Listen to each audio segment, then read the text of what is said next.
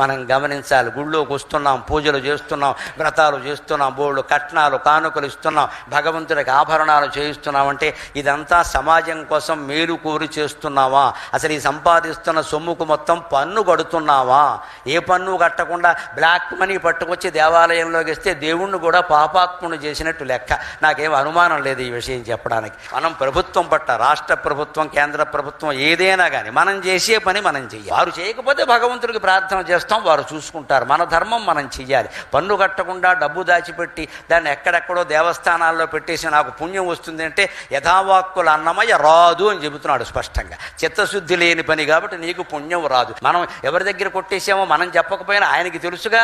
ఆయనకి 3 కళ్ళు ఉన్నాయండి, మామూలు దేవుడు కాదే అని. అందరికీ 2 ఉంటాయి, ఆయనకి 3 కళ్ళు ఉన్నాయి. ఆ 3వ కన్నే పెద్ద కెమెరా అమ్మ, అది అందరినీ పట్టు. అందుకని అన్ని విషయాల్లోనూ ముఖ్యంగా జీవితంలో సత్ప్రవర్తన పట్ల, చిత్తశుద్ధి పట్ల జాగ్రత్తగా